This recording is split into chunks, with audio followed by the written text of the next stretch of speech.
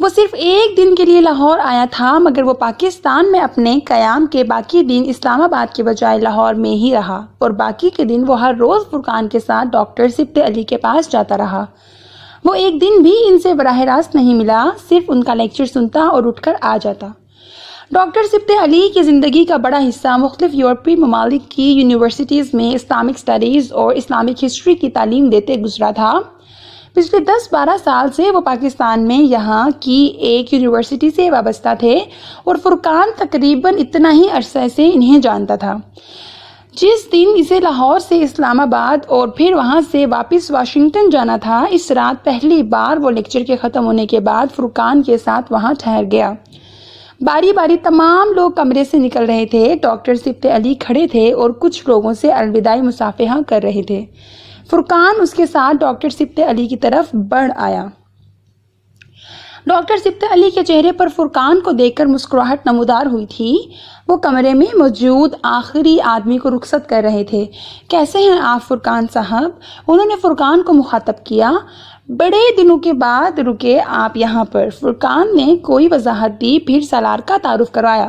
یہ سالار سکندر ہیں، میرے دوست ہیں۔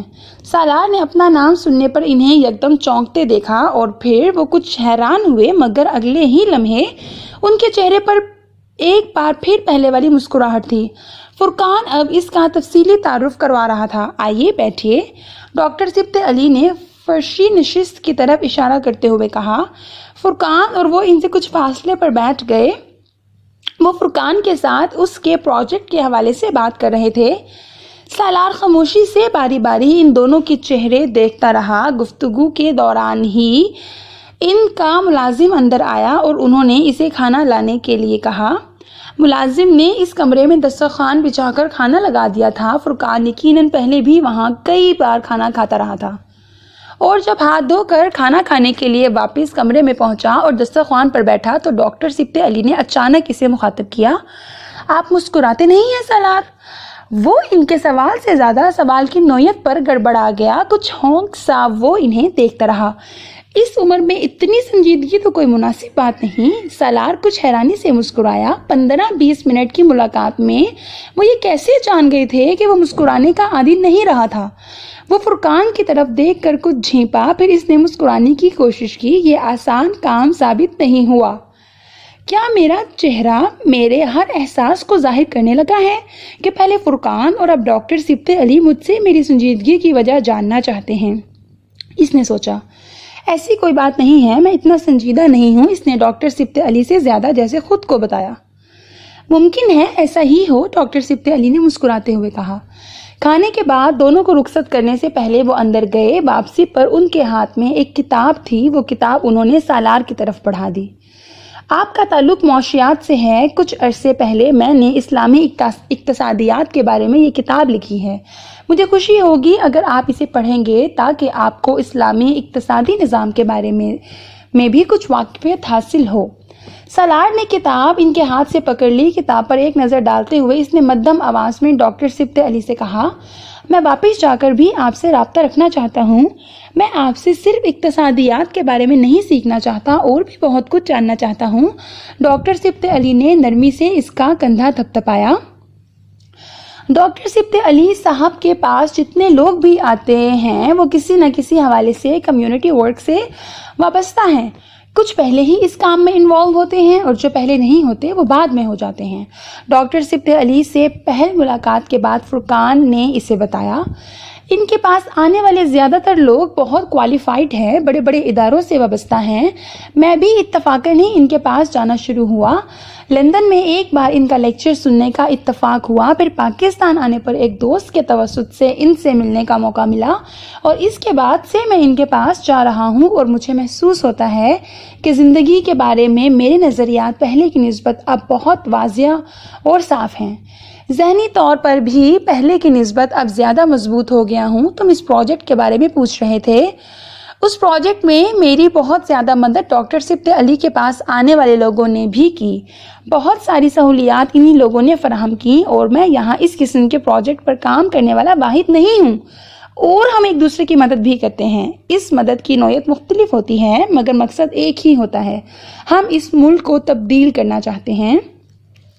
سالار نے اس کے آخری جملے پر عجیب سی نظروں سے اسے دیکھا. یہ اتنا آسان تو نہیں ہے. ہاں ہم جانتے ہیں یہ آسان کام نہیں ہے. ہم یہ بھی جانتے ہیں یہ سب ہماری زندگیوں میں نہیں ہوگا, مگر ہم وہ بنیاد ضرور فراہم کر دینا چاہتے ہیں جس پر ہمارے بچے اور ان کے بعد والی نسل تعمیر کرتی رہے. وہ اندھیرے میں ٹامک ٹویاں نہ مارتی رہے. کم از کم مرتے ہوئے ہم لوگوں کو یہ احساس تو نہیں ہوگا کہ ہم لوگوں نے تماشائیوں جیسی زندگی گزارتی. دوسرے بہت سے لوگوں کی طرح ہم بھی صرف تنقید کرتے رہے, خرابیوں پر انگلیاں اٹھاتے رہے, اسلام کو صرف مسجد کی حدود تک ہی محدود کر کے بیٹھے رہے. اپنے اور دوسروں کی زندگیوں میں ہم نے کوئی تبدیلی لانے کی کوشش نہیں کی. وہ حیرانی سے فرقان کا چہرہ دیکھتا رہا تھا. امام ہاشم جلال انصر سعد کے بعد وہ ایک اور مسلمان کو دیکھ رہا تھا, ایک اور پریکٹیکل مسلمان کو.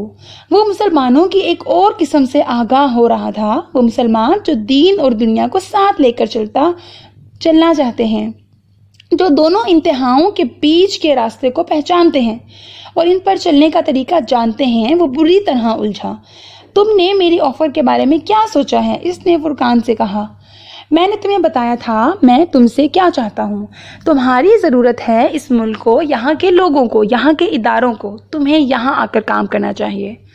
سالار اس بات پر ہلکے سے ہنسا. تم کبھی اس ٹاپک کو نہیں چھوڑ سکتے. اچھا میں اس پر سوچوں گا. پھر تم میری آفر کے بارے میں کیا کہو گے؟ میرے گاؤں کے قریب ہی ایک اور گاؤں ہے, اسی حالت میں جس حالت میں 10-15 سال پہلے میرا گاؤں تھا. میں آج کل کوشش کر رہا ہوں کہ کوئی وہاں پر اسکول بنا دے. پرائمری اسکول تو گورنمنٹ کا وہاں ہے, مگر آگے کچھ نہیں ہے. اگر تم وہاں اسکول شروع کرو تو یہ زیادہ بہتر ہوگا. میں اور میری فیملی تمہاری غیر موجودگی میں اسے دیکھیں گے. ہم اسے قائم کرنے میں بھی تمہاری مدد کریں گے, مگر پھر تمہیں خود ہی اسے چلانا ہوگا. صرف روپیہ فراہم کر دینا کافی نہیں ہوگا. فرقان نے کچھ دیر کی خاموشی کے بعد کہا. کل چل سکتے ہو میرے ساتھ وہاں؟ سالار نے کچھ سوچتے ہوئے کہا. تمہاری تو فلائٹ ہے کل صبح. نہیں, میں 2 دن بعد چلا جاؤں گا. ایک بار میں چلا گیا تو فوری طور پر میرے لیے واپس آنا ممکن نہیں رہے گا, اور میں جانے سے پہلے یہ کام شروع کر دینا چاہتا ہوں. اس نے فرقان سے کہا. فرقان نے سر ہلا دیا. وہ اس رات کی فلائٹ سے اسلام آباد گئے اور پھر رات کو ہی فرقان کے گاؤں چلے گئے. رات وہاں قیام کرنے کے بعد صبح فجر کے وقت فرقان کے ساتھ وہ اس گاؤں میں گیا. دوپہر 12 بجے تک وہ اس گاؤں کے لوگوں سے ملتے اور پھر وہاں پھرتے رہے. وہاں موجود پرائمری اسکول کو دیکھ کر سالار کو یقین نہیں آیا تھا. وہ اپنی حالت سے کچھ بھی لگتا تھا مگر اسکول نہیں. فرقان کو اس طرح کوئی شوق نہیں لگا تھا. وہ وہاں کے حالات سے پہلے ہی بہت اچھی طرح باخبر تھا. وہ سال میں 3-4 مرتبہ مختلف دیہات میں میڈیکل کیمپس لگوایا کرتا تھا, اور وہ دیہات کی زندگی اور وہاں کی حالت سے سالار کی نسبت بہت اچھی طرح واقف تھا. فرقان کو شام کی فلائٹ سے لاہور جانا تھا. وہ لوگ 2 بجے کے قریب وہاں سے اسلام آباد کے لیے روانہ ہو گئے. اسکول کے اس پروجیکٹ کو شروع کرنے سے پہلے سکندر عثمان سے اس کی بات ہوئی تھی. اس نے مختصر الفاظ میں انہیں پروجیکٹ کے بارے میں بتایا تھا. وہ کسی مداخلت کے بغیر اس کی بات سنتے رہے. پھر انہوں نے بڑی سنجیدگی سے کہا, یہ سب کچھ کیوں کر رہے ہو تم؟ پاپا, میں اس کام کی ضرورت محسوس کرتا ہوں لوگوں کو. انہوں نے سالار کی بات کاٹ دی. میں اسکول کی بات نہیں کر رہا. پھر آپ کس چیز کی بات کر رہے ہیں؟ وہ حیران ہوا. میں تمہارے لائف سٹائل کی بات کر رہا ہوں. میرے لائف سٹائل کو کیا ہوا؟ وہ چونکا. سکندر عثمان اسے دیکھتے رہے. تم نے قرآن پاک حفظ کرنے کے بارے میں ہمیں اس وقت بتایا جب تم حفظ کر چکے تھے. اوکے فائن, میں نے کچھ نہیں کہا. تم حج پر جانا چاہتے تھے. میرے اس سلسلے میں کچھ تحفظات تھے مگر میں نے تمہیں نہیں روکا.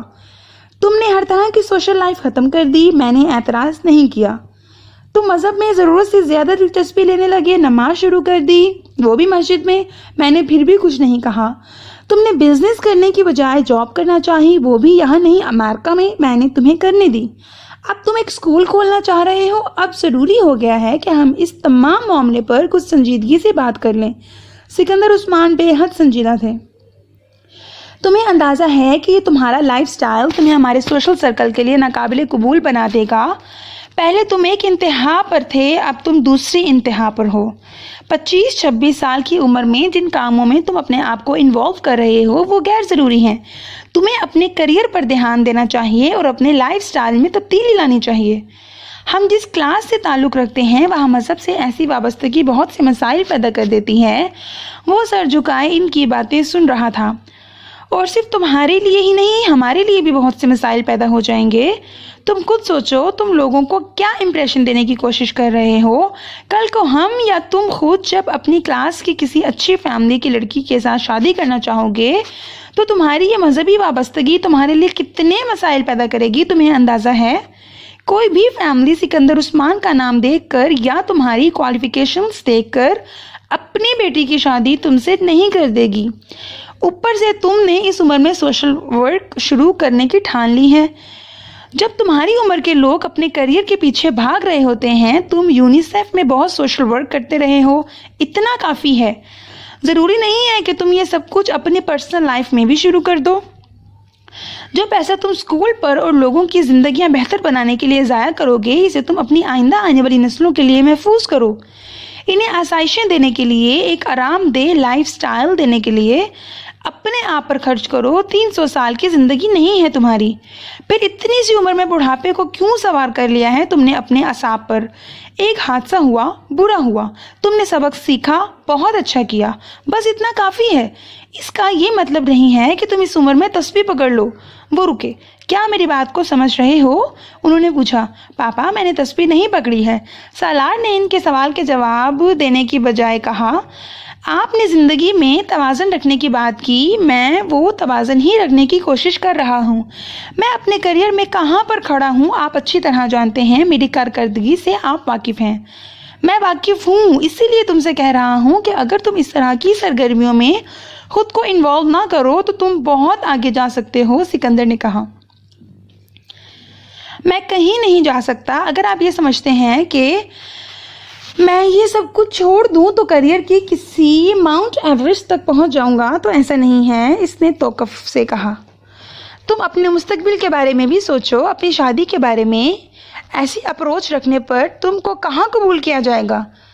میں نے سوچا ہے پاپا، میں شادی کرنا ہی نہیں چاہتا، سکندر ہنسے۔ بچکانا سوچ ہے، ہر ایک یہی کہتا ہے، تمہیں تو اپنا ایڈونچر یاد رکھنا چاہیے۔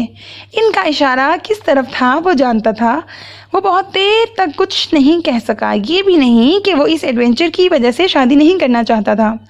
مجھے یاد ہے، بہت دیر بعد اس نے مدھم آواز میں کہا، میں آپ کے سوشل سرکل میں بہت پہلے ہی مس فٹ ہو چکا ہوں اور میں یہاں جگہ بنانے کی کوشش نہیں کروں گا۔ مجھے اس سوشل سرکل میں کوئی نیا تعلق یا رشتہ بھی قائم نہیں کرنا۔ مجھے پرواہ نہیں کہ لوگ، میرے بہن بھائی میرا مذاق اڑائیں گے یا مجھ پر ہنسیں گے۔ میں اس سب کے لیے ذہنی طور پر تیار ہوں۔ جہاں تک سوال اس پروجیکٹ کا ہے پاپا، مجھے اسے شروع کرنے دیں، میرے پاس بہت پیسہ ہے۔ اس پروجیکٹ کو شروع کرنے کے بعد بھی مجھے فٹ پاتھ پر رہنا نہیں پڑے گا۔ کچھ لوگوں کو جسم کی بیماری ہوتی ہے، کچھ کو روح کی۔ جسم کی بیماری کے لیے لوگ ڈاکٹر کے پاس جاتے ہیں، روح کی بیماری کے لیے لوگ وہی کرتے ہیں جو میں کر رہا ہوں، جو میں کرنا چاہتا ہوں۔ میں اس پیسے سے سب کچھ خرید سکتا ہوں، صرف سکون نہیں خرید سکتا۔ زندگی میں پہلی بار میں سکون حاصل کرنے کے لیے اس پیسے کو انویسٹ کر رہا ہوں۔ ہو سکتا ہے مجھے سکون مل جائے۔ سکندر عثمان کی سمجھ میں نہیں آیا وہ اس سے کیا کہیں۔ واپس واشنگٹن پہنچ کر وہ ایک بار پھر پہلے کی طرح مصروف ہو گیا تھا، مگر اس بار فرق یہ تھا کہ وہ مسلسل پاکستان میں فرقان اور ڈاکٹر سبط علی کے ساتھ رابطے میں تھا۔ فرقان اسے اسکول کے بارے میں ہونے والی تفصیلات سے آگاہ کرتا رہتا تھا۔ یونیسیف میں اس طرح کا کام اس کی جاب کا حصہ تھا، اسے اس کام کے لیے بہت اچھا معاوضہ دیا جاتا تھا، مگر پاکستان کے اس گاؤں میں اس طرح کے کام کا آغاز، اور وہ بھی اپنے وسائل سے، چند سال پہلے کے سالار سکندر کو جاننے والے کبھی بھی اس بات کا یقین نہیں کرتے۔ خود اسے بھی یقین نہیں آتا تھا کہ وہ کبھی اس طرح کا کام کرنے کا سوچ سکتا تھا، مگر یہ صرف اس پروجیکٹ کے لیے اپنے اکاؤنٹ سے پیسہ نکالتے ہوئے اسے اندازہ ہوا تھا کہ اس کے لیے یہ پروجیکٹ کم از کم مالی لحاظ سے مشکل نہیں تھا۔ پچھلے 3 سال میں اس کے اخراجات میں بہت کمی آ گئی تھی۔ بہت ساری وہ چیزیں اس کی زندگی سے نکل گئی تھیں جن پر وہ اندھا دھند پیسہ خرچ کرتا تھا۔ وہ اپنے بینک اکاؤنٹ میں رقم جان کر حیران ہو گیا تھا۔ وہ ایسا شخص نہیں تھا جس سے پیسہ جمع کرنے کی توقع کی جا سکتی۔ ایم فل کے لیے اس کے پاس اسکالرشپ تھا، اسے کم از کم اس کے لیے اپنے پاس سے کچھ خرچ نہیں کرنا پڑتا تھا۔ اس دن اپنے اپارٹمنٹ میں چلتے پھرتے اس نے پہلی بار وہاں موجود تمام چیزوں کو غور سے دیکھا۔ اس کے اپارٹمنٹ میں کہیں بھی کوئی بھی مہنگی چیز نہیں تھی، بلکہ سامان بھی بہت محدود تھا۔ اس کا کچن بھی کھانے پینے کی چیزوں سے تقریباً خالی تھا، کافی، چائے، دودھ اور اسی طرح کی چند دوسری چیزیں۔ اس کا اپنے اپارٹمنٹ میں بہت کم وقت گزرتا تھا، جو وقت گزرتا تھا وہ سونے میں گزرتا تھا۔ یونیسیف میں اپنی جاب پر جاتے ہوئے بھی اس کے پاس پہلے سے موجود کپڑوں اور دوسری اشیاء کا اتنا انبار موجود تھا کہ وہ اس معاملے میں بھی لاپرواہی برتتا تھا۔ اسے اچھی طرح یاد تھا کہ اس نے آخری بار اس طرح کی کوئی چیز کب خریدی تھی۔ اپنے ساتھ کام کرنے والوں اور یونیورسٹی میں کچھ اپنے کلاس فیلوز کے علاوہ نیو یارک میں کسی کو نہیں جانتا تھا، یا پھر دانستہ طور پر اس نے خود کو ایک محدود سرکل میں رکھا تھا اور لوگوں کے ساتھ بھی اس کی دوستی بہت رسمی قسم کی تھی۔ واحد چیز جس پر وہ خرچ کرتا رہتا تھا وہ کتابیں تھیں۔ اس لائف سٹائل کے ساتھ اگر اس کے اکاؤنٹ میں اتنی رقم جمع ہو گئی تھی تو یہ کوئی خلاف توقع بات نہیں تھی۔ آفس، یونیورسٹی، فلیٹ، اس کی زندگی کے معمولات میں چوتھی چیز کوئی نہیں تھی۔ ایم فل کے دوران سالار نے یونیسیف چھوڑ کر یونیسکو جوائن کر لیا۔ ایم فل کرنے کے بعد سالار کی پوسٹنگ پیرس میں ہو گئی۔ اس سے پہلے وہ ایک فیلڈ آفس میں کام کر رہا تھا، مگر اب اسے یونیسکو کے ہیڈ کوارٹر میں کام کرنے کا موقع مل رہا تھا۔ وہ گزشتہ سالوں میں وقتاً فوقتاً چھوٹے موٹے پروجیکٹس کے سلسلے میں پیرس جاتا رہا تھا، مگر اس بار وہ پہلی دفعہ لمبے عرصے کے لیے وہاں جا رہا تھا، ایک آشنا دنیا سے نا آشنا دنیا میں، اس دنیا میں جہاں وہ زبان تک سے واقف نہیں تھا۔ نیو یارک میں اس کے بہت سے دوست تھے، یہاں پر ایسا کوئی بھی نہیں تھا جسے وہ بہت اچھی طرح جانتا ہو۔ یونیسیف میں کیے جانے والے انتھک کام کی طرح وہ یہاں آ کر ایک بار پھر اسی طرح کام کرنے لگا تھا، مگر اسلام آباد کے نواحی علاقے میں شروع کیے جانے والا وہ اسکول یہاں بھی اس کے ذہن سے محو نہیں ہوا تھا۔ بعض دفعہ اسے حیرت ہوتی کہ اپنی جاب میں تعلیم سے اتنا گہرا تعلق ہونے کے باوجود آخر اسے کبھی فرقان کی طرح وہ اسکول کھولنے کا خیال کیوں نہیں آیا۔ اگر اس اسکول کے بارے میں وہ کئی سال پہلے سوچ لیتا تو شاید آج یہ اسکول بہت مستحکم بنیادوں پر کھڑا ہوتا۔ مجھے پاکستان سے زیادہ محبت نہیں ہے، نہ ہی اس کے لیے میں کوئی گہری انسیت رکھتا ہوں، اس نے شروع کی ملاقات میں ایک بار فرقان سے کہا تھا۔ کیوں؟ فرقان نے پوچھا۔ کیوں کا جواب تو میں نہیں دے سکتا، بس پاکستان کے لیے کوئی خاص احساسات میرے دل میں نہیں ہیں، اس نے کندھے اچکا کر کہا۔ یہ جاننے کے باوجود کہ یہ تمہارا ملک ہے؟ ہاں، یہ جاننے کے باوجود۔ امریکہ کے لیے خاص احساسات ہیں؟ امریکہ سے محبت ہے؟ فرقان نے پوچھا۔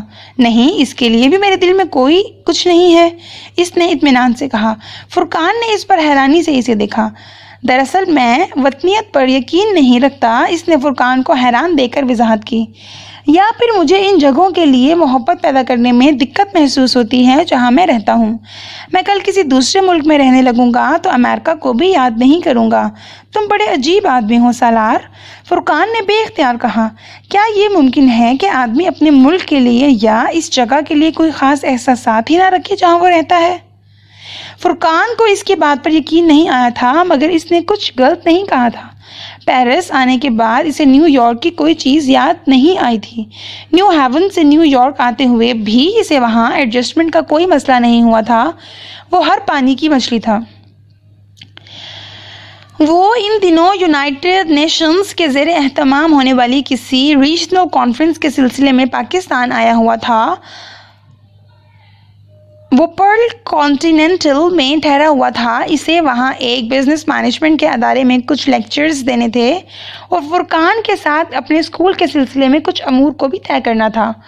وہ لاہور میں اس کے قیام کا تیسرا دن تھا۔ اس نے رات کا کھانا کچھ جلدی کھا لیا اور اس کے بعد وہ کسی ضروری کام سے ہوٹل سے باہر نکل آیا۔ شام کے 7:30 ہو رہے تھے۔ مال روڈ پر جاتے ہوئے اچانک اس کی گاڑی کا ٹائر پنچر ہو گیا۔ ڈرائیور گاڑی سے اتر کر ٹائر کو دیکھنے لگا۔ چند منٹوں کے بعد اس نے سالار کی کھڑکی کے پاس آ کر کہا، سر، گاڑی میں دوسرا ٹائر موجود نہیں ہے، میں آپ کے لیے کوئی ٹیکسی لاتا ہوں، آپ اس پر چلے جائیں۔ سالار نے ہاتھ کے اشارے سے اسے روک دیا۔ نہیں، میں خود ٹیکسی روک لیتا ہوں، وہ کہتا ہوا اتر گیا۔ کچھ دور ایک پارکنگ میں کچھ ٹیکسیاں نظر آ رہی تھیں۔ سالار کا رخ اسی طرف تھا جب ایک کار نے یکدم اس کے پاس آ کر بریک لگائی۔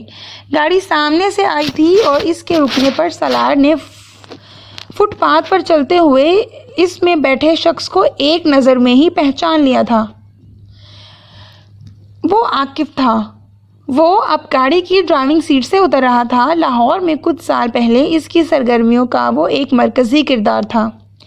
عاقف اور اکمل، وہ انہی دونوں کے ساتھ اپنا زیادہ وقت گزارا کرتا تھا اور اس سے سالار کی دوبارہ ملاقات کئی سالوں کے بعد ہو رہی تھی۔ وہ ان سب کو چھوڑ چکا تھا۔ پاکستان یا لاہور آنے پر بھی اس نے کبھی ان سے رابطہ کرنے کی کوشش نہیں کی تھی۔ ان لوگوں نے پچھلے کئی سالوں میں بار بار اس سے رابطہ کرنے کی کوشش کی تھی، مگر ان کوششوں کے باوجود سالار ان سے بچنے کی کوششوں میں کامیاب رہا تھا۔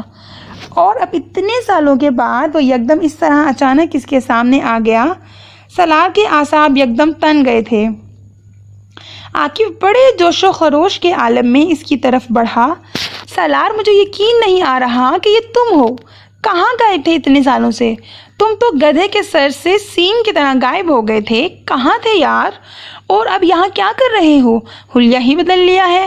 کہاں گئے وہ بال؟ لاہور میں کب آئے ہو؟ آنے کی اطلاع کیوں نہیں دی؟ اس نے یکے بعد دیگرے سوالات کی بوچھاڑ کر دی۔ اس نے سالار کے انداز میں جھلکنے والی سرد مہری پر غور نہیں کیا تھا۔ سالار کے جواب دینے سے پہلے ہی عاقف نے دوبارہ پوچھا، یہاں مال پر کیا کر رہے ہو؟ گاڑی خراب ہو گئی تھی، میں ٹیکسی کی طرف جا رہا تھا، سالار نے کہا۔ کہاں جا رہے ہو؟ میں ڈراپ کر دیتا ہوں، عاقف نے بے تکلفی سے کہا۔ نہیں، میں چلا جاتا ہوں، ٹیکسی پاس ہی ہے، سالار نے تیزی سے کہا۔ عاقف نے اس کی بات سنی انسنی کر دی۔ چلو اندر بیٹھو، اس نے بازو پکڑ کر کھینچ لیا۔ سالار چھٹپٹایا لیکن اس کی گاڑی کی طرف بڑھ گیا۔ اس کا موڈ بہت خراب ہونے لگا تھا۔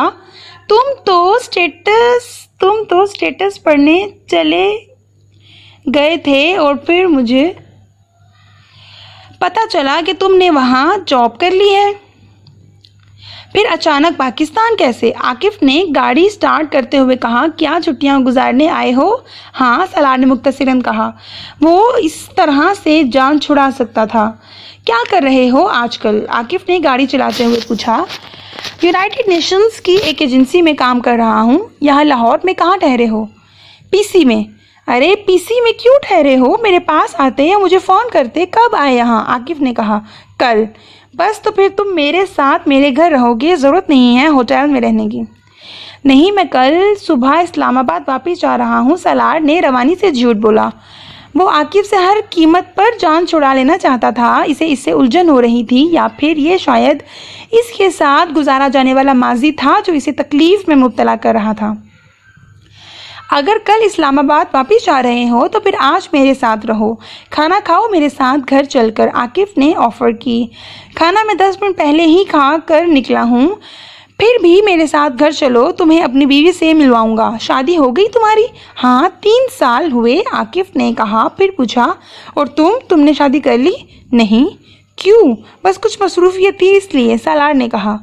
گڈ، ابھی آزاد ہی پھر رہے ہو، عاقف نے گہرا سانس لیا۔ خوش قسمت ہو، سالار نے جواب میں کچھ نہیں کہا۔ عاقف نے اس سے بات کرتے ہوئے گلو کمپارٹمنٹ کھول کر اندر سے ایک کیسٹ نکالنی چاہی۔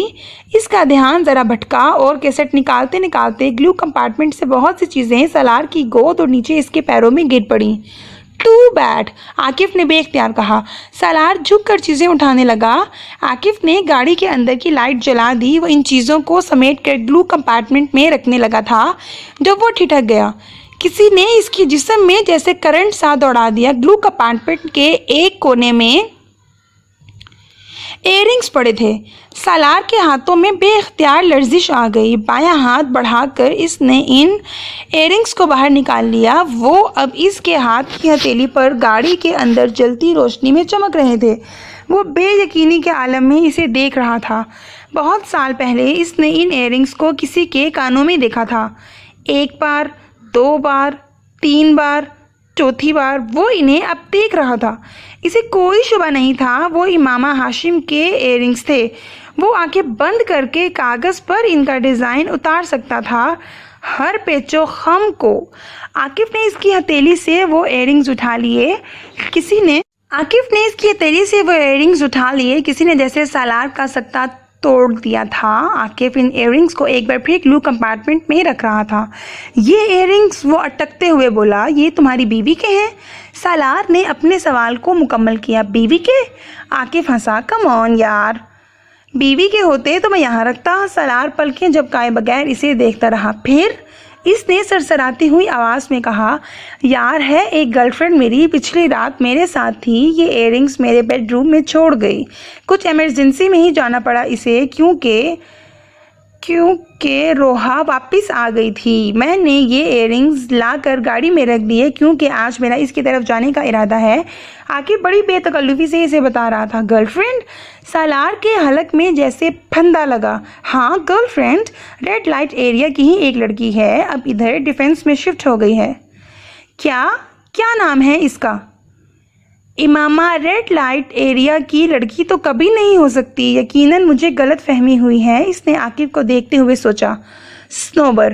عاقف نے اس کا نام بتایا۔ سالار نے چہرہ موڑ کر ہاتھ میں پکڑی چیزیں گلو کمپارٹمنٹ میں رکھ کر اسے بند کر دیا۔ اسے واقعی غلط فہمی ہوئی تھی۔ عاقف گاڑی کی لائٹ آف کر چکا تھا۔ سیٹ کی پشت سے ٹیک لگا کر سالار نے گہرا سانس لیا۔ مگر یہ اس کا اصلی نام نہیں ہے، عاقف نے بات جاری رکھی۔ اصلی نام اس کا امامہ ہے۔ سالار کے کانوں میں کوئی دھماکہ ہوا تھا، یا پھر یہ پگھلا ہوا سیسا تھا جو کسی نے اس کے کانوں میں انڈیل دیا تھا۔ عاقف اب اسٹیئرنگ پر تھوڑا آگے جھکے ہونٹوں میں دبا سگریٹ لائٹر سے جلا رہا تھا۔ تم نے کیا کہا؟ سالار کی آواز میں لرزش تھی۔ کیا کہا؟ عاقف نے سگریٹ کا کش لیتے ہوئے اسے دیکھا۔ نام بتا رہے تھے تم اس کا؟ ہاں امامہ، تم جانتے ہو اسے؟ عاقف نے بڑی عجیب سی مسکراہٹ کے ساتھ سالار کو دیکھا۔ کھڑکی کا شیشہ اب اس نے کھول دیا۔ سالار یکتک اسے دیکھتا رہا، یوں جیسے وہ عاقف کو پہلی بار دیکھ رہا تھا۔ ایئرنگز اب اس کی مٹھی کی گرفت میں تھے۔ میں کیا پوچھ رہا ہوں یار، تم جانتے ہو اسے؟ عاقف نے ہونٹوں سے سگریٹ انگلیوں میں منتقل کرتے ہوئے کہا۔ میں سالار نے کچھ بولنے کی کوشش کی، اپنی آواز اسے کسی کھائی سے آتی محسوس ہوئی۔ ریڈ لائٹ ایریا وہ آخری جگہ تھی جہاں اس نے کبھی امامہ کے ہونے کا تصور کیا تھا۔ گاڑی کے اندر چلنے والی روشنی میں عاقف نے بہت غور سے دیکھا، اس کے زرد پڑتے ہوئے چہرے کو، اس کے ہاتھ کی بند مٹھی کو، اس کے کپکپاتے ہونٹوں کو، اس کے بے ربط بے معنی لفظوں کو۔ عاقف مسکرا دیا۔ اس نے اس کے کندھے پر تسلی آمیز انداز میں تھپکی دی۔ ڈونٹ وری یار، کیوں گھبرا رہے ہو؟ وہ صرف گرل فرینڈ ہے میری، اگر تمہارے اور اس کے درمیان بھی کچھ ہے تو کوئی بات نہیں، ہم تو پہلے بھی بہت کچھ شیئر کیا کرتے تھے، یاد ہے تمہیں؟ عاقف نے کہکا لگایا، پھر اس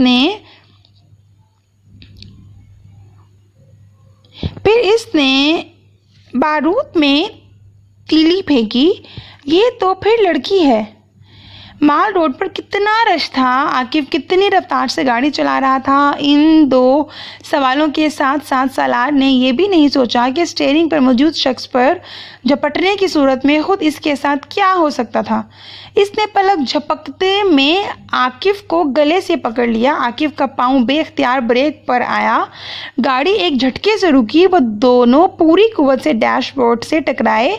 سالار نے اس کے کالر کو نہیں چھوڑا۔ عاقف حواس باختگی کے حالت میں چلایا، کیا کر رہے ہو تم؟ اس نے سالار کے ہاتھوں سے اپنا گلا چھڑانے کی کوشش میں اسے دور ہٹانے کی کوشش کی۔ پاگل ہو گئے ہو؟ How dare you talk like that? Salar جواباً گرایا۔ اس کے ہاتھ ایک بار پھر عاقف کی گردن پر تھے۔ عاقف کا سانس رکنے لگا۔ اس نے کچھ غصے اور کچھ حواس باختگی کے عالم میں سالار کے منہ پر مکہ مارا۔ سالار بے اختیار جھٹکا کھا کر پیچھے ہٹا۔ اس کے دونوں ہاتھ اب اپنے منہ پر تھے۔ عاقف کی گاڑی کے پیچھے موجود گاڑیاں ہارن پر ہارن دے رہی تھیں۔ وہ سڑک کے وسط میں کھڑے تھے اور یہ ان دونوں کی خوش قسمتی تھی کہ اس طرح اچانک گاڑی رکنے پر پیچھے آنے والی گاڑی ان سے نہیں ٹکرائی۔ سالار دونوں ہاتھوں سے اپنا جبڑا پکڑے ہوئے اپنی سیٹ پر دوہرا ہوا تھا۔ عاقف نے اپنے ہوش و حواس کو قابو میں رکھتے ہوئے گاڑی کو کچھ آگے ایک سنسان ذیلی سڑک پر موڑتے ہی ایک طرف روک لیا۔ سالار تب تک سیدھا ہو چکا تھا اور اپنے ہاتھ کی ہتھیلی سے ہونٹوں اور جبڑے کو دبائے ونڈ اسکرین سے باہر دیکھ رہا تھا۔ چند پہلے کا اشتعال اب غائب ہو چکا تھا۔ عاقف نے گاڑی روکی، سیٹ پر بیٹھے بیٹھے اس کی طرف مڑا اور کہا، کیا مسئلہ ہے تمہارے ساتھ؟ میرے گلے کیوں پڑ رہے ہو؟ میں نے کیا کیا ہے؟ بلند آواز میں بات کرتے کرتے اس نے ڈیش بورڈ سے ٹیشو باکس اٹھا کر سالار کی طرف بڑھایا۔ اس نے سالار کی شرٹ پر خون کے چند قطرے دیکھ لیے تھے۔ سالار نے یکے بعد دیگرے 2 ٹیشو نکال لیے اور ہونٹ کے اس کونے کو صاف کرنے لگا جہاں سے خون رس رہا تھا۔ گاڑی کا ایکسیڈنٹ ہو جاتا ابھی، عاقف نے کہا۔ سالار کو ہاتھ صاف کرتے ہوئے دوبارہ ایئر رنگز کا خیال آیا۔ اس نے یکدم جھک کر پائیدان میں ریزر ایئر رنگز ڈھونڈنا شروع کر دیا۔ فٹ پاتھ پر گاڑی چڑھ جاتی یا عاقف بات ادھوری چھوڑ کر اسے دیکھنے لگا۔ کیا ڈھونڈ رہے ہو؟ وہ ایئر رنگز، سالار نے مختصراً کہا۔ عاقف بے اختیار جھلایا۔ کیا پرابلم ہے سالار؟ میری گرل فرینڈ ہے، اس کے ایئر رنگز ہیں، میرا پرابلم ہے یہ ایئر رنگز یا اس کا پرابلم میرا پرابلم ہے یہ ایئر رنگز یا اس کا پرابلم ہے، تمہارا نہیں؟ سالار یکدم رک گیا۔ اسے اپنی نامعقول حرکت کا احساس ہوا۔ وہ سیدھا ہو کر بیٹھ گیا۔ ٹیشو کو کھڑکی سے باہر پھینکتے ہوئے اسے دم گھٹتا ہوا محسوس ہو رہا تھا۔ عاقف ماتھے پر بل لیے اس کو دیکھ رہا تھا۔ تمہارا اور صنوبر کا کوئی؟ عاقف بات کرتے کرتے محتاط انداز میں رک گیا۔ وہ اندازہ نہیں کر پا رہا تھا کہ پچھلی بار اس کے جملے میں ایسا کون سا لفظ تھا جس نے اسے مشتعل کیا تھا۔ وہ دوبارہ غلطی نہیں دہرانا چاہتا تھا۔ آئی ایم سوری، سالار نے اس کے رکنے پر کہا۔ اوکے فائن، عاطف کچھ مطمئن ہوا۔ تم اور صنوبر؟ وہ پھر رک گیا۔ تم نے کہا تھا اس کا نام امامہ ہے۔ سالار نے گردن موڑ کر اس کا چہرہ دیکھا۔ عاقف کو بے اختیار اس کی آنکھوں سے خوف آیا۔ وہ کسی نارمل انسان کی آنکھیں نہیں تھیں۔ وحشت، بے چارگی، خوف، وہ ہر تاثر لیے ہوئے تھا۔ ہاں، اس نے ایک بار مجھے بتایا تھا، شروع میں ایک بار اپنے بارے میں بتا رہی تھی، تب اس نے مجھے بتایا تھا۔ اس کا حلیہ بتا سکتے ہو تم؟ سالار نے موہوم سی امید کے ساتھ کہا۔ ہاں، کیوں نہیں؟ عاقف گڑبڑایا۔ بہت خوبصورت ہے، ٹال، فیئر۔ عاقف اب اٹکنے لگا۔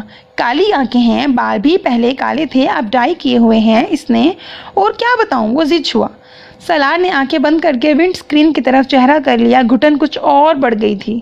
امامہ ہاشم ہے اس کا نام؟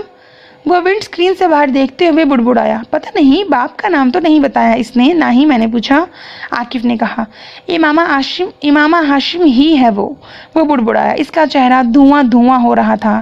یہ سب میری وجہ سے ہوا، سب، میں ذمہ دار ہوں اس سب کا۔ کس چیز کے ذمہ دار ہو تم؟ عاقف کو تجسس ہوا۔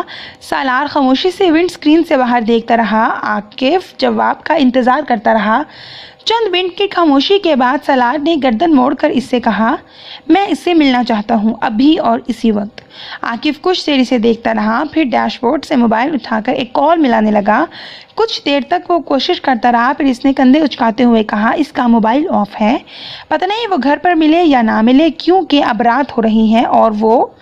عاقف چپ ہو کر گاڑی سٹارٹ کرنے لگا۔ لیکن میں تمہیں لے جاتا ہوں اس کے گھر۔ آدھ گھنٹے کے بعد وہ دونوں ڈیفنس کے ایک بنگلے کے باہر کھڑے تھے۔ وہاں پہنچنے تک ان دونوں میں کوئی بات نہیں ہوئی۔ عاقف اب اس وقت کو کوس رہا تھا جب اس نے سالار کو لفٹ دی تھی۔ جب ہارن دینے پر اندر سے ایک آدمی باہر آیا، وہ چوکیدار تھا۔ صنوبر گھر پر ہے؟ عاقف نے اسے دیکھتے ہی پوچھا۔ نہیں، بی بی صاحبہ تو نہیں ہے۔ وہ کہاں ہے؟ مجھے پتہ نہیں۔ عاقف نے سالار کو دیکھا اور پھر گاڑی کا دروازہ کھولتے ہوئے کہا، تم بیٹھو، میں تھوڑی دیر میں آتا ہوں۔ عاقف اس آدمی کے ساتھ اندر چلا گیا۔ اس کی واپسی 10 منٹ بعد ہوئی۔ تم کو اس سے بات کرنی ہے؟ اس نے اندر بیٹھتے ہی پوچھا۔ مجھے اس سے ملنا ہے۔ عاقف دوبارہ گاڑی سٹارٹ کرنے لگا۔ سفر پھر اسی خاموشی سے طے ہونے لگا۔ 9 بج رہے تھے جب وہ ریڈ لائٹ ایریا میں پہنچے تھے۔ سالار کے لیے وہ جگہ نئی نہیں تھی، صرف اس تکلیف کا احساس نیا تھا جو اسے اس بار ہو رہا تھا۔ آج یہاں ہی ہے وہ، کسی آدمی نے یہاں کی کچھ لڑکیوں کو بک کروایا ہے کسی فنکشن کے لیے، وہ بھی انہی کے ساتھ جا رہی ہے۔ عاقف نے گاڑی سے اترتے ہوئے کہا۔ تم بھی تو اترو، بہت اندر جانا ہے۔ اب صنوبر کو تو میں تم سے ملنے کے لیے یہاں نہیں لا سکتا۔ سالار باہر نکل آیا۔ وہ عاقف کے ساتھ ایک بار پھر ان گلیوں میں جانے لگا۔ اسے اچھی طرح یاد تھا وہ اس طرح کی جگہ میں آخری بار وہاں کب آیا تھا۔ وہاں کچھ بھی نہیں بدلا تھا۔ انسانی گوشت کی تجارت تب بھی اسی ڈھکے چھپے انداز میں ہو رہی تھی۔ اسے بہت اچھی طرح یاد تھا، وہ پہلی بار 18 سال کی عمر میں وہاں آیا تھا، پھر وہ کئی بار وہاں آتا رہا تھا، کئی بار، بعض دفعہ رقص دیکھنے، بعض دفعہ کسی مشہور ایکٹریس کی کسی محفل میں شرکت کے لیے، بعض دفعہ ان گلیوں کے دروازوں، کھڑکیوں اور چوباروں سے لٹکتی جھانکتی نیم برہنہ عورتوں کو دیکھنے۔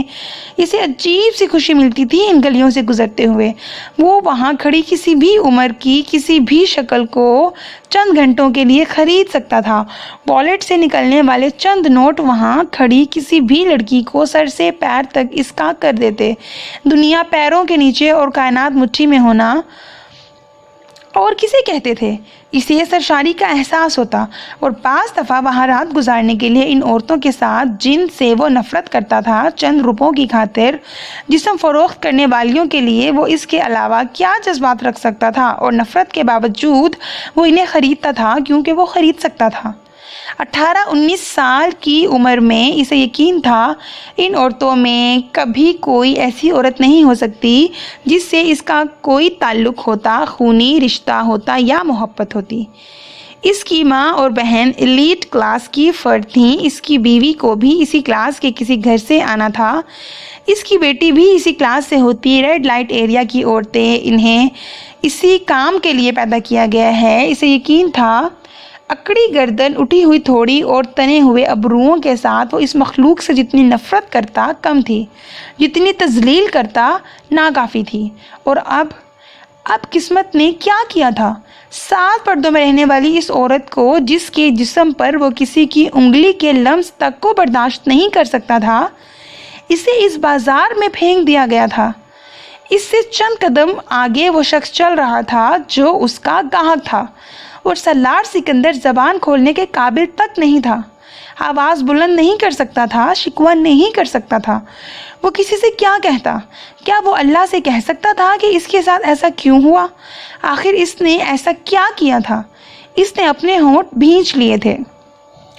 اس کی کپکپاہٹ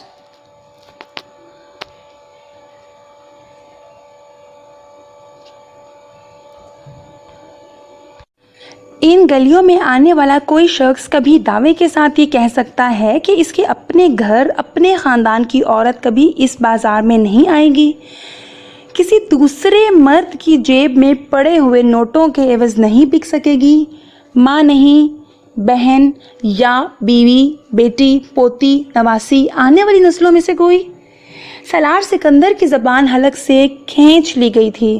امامہ ہاشم اس کی بیوی تھی، اس کی منکوحہ، ایلیٹ کلاس کی وہ عورت جس کا اس بازار سے کبھی واسطہ نہیں پڑتا۔ سالار سکندر نے ایک بار پھر خود کو مارگلا کی پہاڑیوں پر رات کی تاریکی میں درخت کے ساتھ بندھا پایا۔ بے بسی کی انتہا تھی۔ صاحب میرے ساتھ چلو، ہر عمر کی لڑکی ہے میرے پاس، اس علاقے کی سب سے اچھی لڑکیاں، قیمت بھی زیادہ نہیں ہے۔ اس کے ساتھ ایک آدمی چلنے لگا۔ میں اس لیے یہاں نہیں آیا ہوں، سالار نے مدھم آواز میں اس پر نظر ڈالے بغیر کہا۔ کوئی ڈرنک چاہیے، کوئی ڈرگ؟ میں سب کچھ سپلائی کر سکتا ہوں۔ عاکف نے یک دم قدم روک کر قدرے اکھڑے ہوئے انداز میں اس آدمی سے کہا، تمہیں ایک بار کہا ہے نا کہ ضرورت نہیں، پھر پیچھے کیوں پڑ گئے ہو؟ اس آدمی کے قدم تھم گئے۔ سالار خاموشی سے چلتا رہا، اس کا ذہن کسی آندھی کی زد میں آیا ہوا تھا۔ امامہ ہاشم وہاں کب، کیوں، کیسے آ گئی تھی؟ ماضی ایک فلم کی طرح اس کی نظروں کے سامنے آیا تھا۔ پلیز تم ایک بار اس کو جا کر میرے بارے میں سب کچھ بتاؤ، اس سے کہو مجھ سے شادی کر لے، اس سے کہو مجھے کسی چیز کی ضرورت نہیں ہے، صرف ایک نام ہے، اس کو تم حضرت محمد صلی اللہ علیہ وآلہ وسلم کا واسطہ دو گے تو وہ انکار نہیں کر سکے گا، وہ اتنی محبت کرتا ہے صلی اللہ علیہ وآلہ وسلم سے۔ اس نے بہت سال پہلے اپنے بیڈ روم پر نیم دراز چپس کھاتے ہوئے موبائل فون پر بڑے اطمینان کے ساتھ اس کو بلکتے سنا تھا۔ بائی دا وے تم امامہ کے کیا لگتے ہو؟ میں اور امامہ بہت گہرے اور پرانے فرینڈز ہیں۔ جلال انصر کے ماتھے پر بل پڑ گئے تھے۔ سالار نے عجیب سی سرشاری محسوس کی۔ جلال اس وقت امامہ اور اس کے بارے میں کیا سوچ رہا تھا وہ اچھی طرح اندازہ کر سکتا تھا۔ اس سے جا کر صاف صاف کہہ دو کہ میں اس سے شادی نہیں کروں گا۔ وہ جلال انصر کا یہ پیغام سنتے ہوئے امامہ ہاشم کا چہرہ دیکھنا چاہتا تھا۔ اس نے چیونگم کے ببل بناتے ہوئے امامہ کو موبائل پر خبر دی تھی، تم نے مجھ پر اتنے احسان کیے ہیں، ایک احسان اور کرو، مجھے طلاق دے دو۔ وہ فون پر گڑ گڑائی تھی، نہیں میں تم پر احسان کرتے کرتے تھک گیا ہوں، اب اور احسان نہیں کر سکتا، اور یہ والا احسان یہ تو ناممکن ہے۔ اس نے جواباً کہا تھا، تم طلاق چاہتی ہو کورٹ میں جا کر لے لو، مگر میں تو تمہیں طلاق نہیں دوں گا۔ سالار کے حلق میں پھندے لگنے لگے۔ ہاں میں نے یہ سب کچھ کیا تھا، لیکن میں نے جلال انصر کی غلط فہمی کو دور کر دیا تھا، میں نے اسے سب کچھ بتا دیا تھا، کچھ بھی نہیں چھپایا، میں نے صرف ایک مذاق کیا تھا، ایک پریکٹیکل جوک۔ میں یہ تو نہیں چاہتا تھا کہ امامہ کے ساتھ یہ سب کچھ ہو۔ وہ جیسے کسی عدالت میں آن کھڑا ہوا تھا۔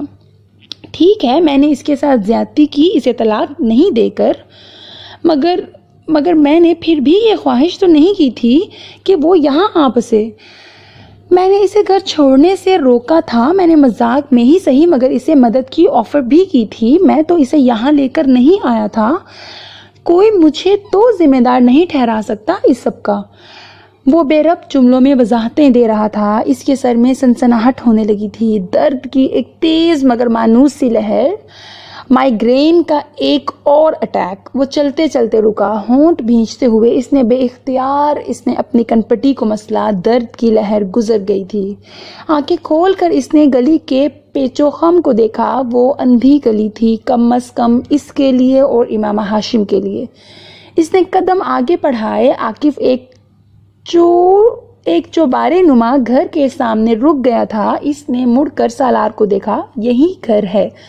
سالار کا چہرہ کچھ اور زرد پڑ گیا، قیامت اب اور کتنی دور رہ گئی تھی۔ اوپر کی منزل پر جانا ہے، صنوبر اوپر ہی ہوگی، عاکف کہتے ہوئے ایک دم موجود تنگ اور تاریک سی سیڑھیاں چڑھنے لگا۔ سالار کو پہلی سیڑھی پر ہی ٹھوکر لگی، وہ بے اختیار جھکا۔ عاکف نے مڑ کر اسے دیکھا اور رک گیا۔ احتیاط سے آؤ، سیڑھیوں کی حالت زیادہ اچھی نہیں ہے، اوپر سے یہ لوگ بلب لگوانے کے بھی روادار نہیں۔ سالار سیدھا ہو گیا، اس نے عاکف کا سہارا لے کر اوپر والی سیڑھی پر قدم رکھا۔ سیڑھیاں بل کھا کر گولائی کی صورت میں اوپر جا رہی تھی، وہ اتنی تنگ تھیں کہ صرف ایک وقت میں ایک ہی آدمی گزر سکتا تھا۔ ان کی سیمنٹ بھی اکھڑی ہوئی تھی، وہ بوٹ پہننے کے باوجود ان کی خستہ حالت کو جانچ سکتا تھا۔ جس دیوار کا سہارا لے کر وہ سیڑھیاں چڑھ رہا تھا، اس دیوار کی سیمنٹ بھی اکھڑی ہوئی تھی۔ سالار اندھوں کی طرح دیوار ٹٹولتے ہوئے سیڑھیاں چڑھنے لگا۔ پہلی منزل کے ایک دروازے کے کھلے ہوئے پٹ سے آنے والی روشنی نے سالار کی رہنمائی کی تھی۔ عاکف وہاں کہیں نہیں تھا، یقیناً وہ دروازہ پار کر کے آگے چلا گیا تھا۔ سالار چند لمحوں کے لیے وہاں رکا، پھر اس نے دہلیز کے پار قدم رکھا۔ وہ اب ایک چوبارے میں تھا، ایک طرف بہت سے کمروں کے دروازے تھے، دوسری طرف نیچے گلی نظر آ رہی تھی۔ برآمدے نما لمبا چوبارہ بالکل خالی تھا، تمام کمروں کے دروازے اسے وہاں کھڑے بند ہی لگ رہے تھے۔ عاکف کہاں گیا تھا وہ نہیں جانتا تھا۔ اس نے بہت محتاط انداز میں اپنے قدم آگے بڑھائے، یوں جیسے وہ کسی بھوت بنگلے میں آ گیا تھا۔ ابھی کوئی دروازہ کھلتا اور امامہ ہاشم اس کے سامنے آ کر کھڑی ہو جاتی۔ میرے خدا، میں اس کا سامنا یہاں کیسے کروں گا؟ اس کا دل ڈوبا۔ وہ ان بند دروازوں پر نظر ڈالتے ہوئے چلتا جا رہا تھا، جب اس برآمدے کے آخری سرے پر ایک دروازے میں سے عاکف نکلا۔ تم یہاں رہ گئے ہو؟ میں وہیں سے بلند آواز میں بولا، یہاں آؤ۔ وہ وہیں سے بلند آواز میں بولا، یہاں آؤ۔ سالار کے قدموں کی رفتار تیز ہو گئی۔ سالار دروازے تک پہنچنے سے پہلے چند لمحے کے لیے رک گیا۔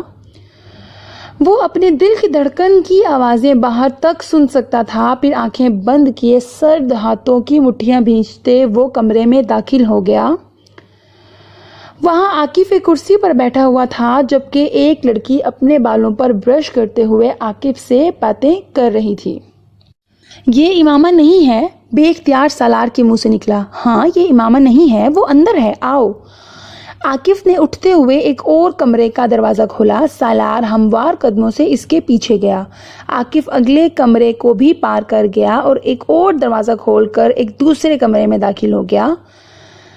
ہیلو صنوبر، سالار نے دور سے عاکف کو کہتے ہوئے سنا۔ اس کا دل اچھل کر حلق میں آ گیا۔ ایک لمحے کے لیے اس کا جی چاہا وہ وہاں سے بھاگ جائے، ابھی اسی وقت۔ ادھر ادھر دیکھے بغیر اس گھر سے، اس علاقے سے، اس شہر سے، اس ملک سے دوبارہ کبھی وہاں کا رخ تک نہ کرے۔ اس نے گردن موڑ کر اپنے عقب میں موجود دروازے کو دیکھا۔ آؤ سالار، عاکف نے اسے مخاطب کیا۔ وہ اب گردن موڑے اندر کسی لڑکی سے مصروف گفتگو تھا۔ سالار نے تھوک نگلا، اس کا حلق کانٹوں کا جنگل بن گیا تھا۔ وہ آگے بڑھا۔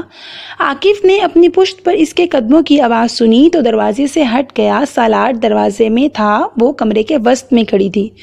یہ ہے صنوبر، عاکف نے تعارف کروایا۔ سالار اس سے نظریں نہیں ہٹا سکا، وہ بھی اس پر نظریں جمائے ہوئے تھی۔ امامہ، وہ بے حس و حرکت اسے دیکھتے ہوئے بڑبڑایا۔ ہاں امامہ، عاکف نے تصدیق کی۔ سالار گھٹنوں کے بل زمین پر گر پڑا۔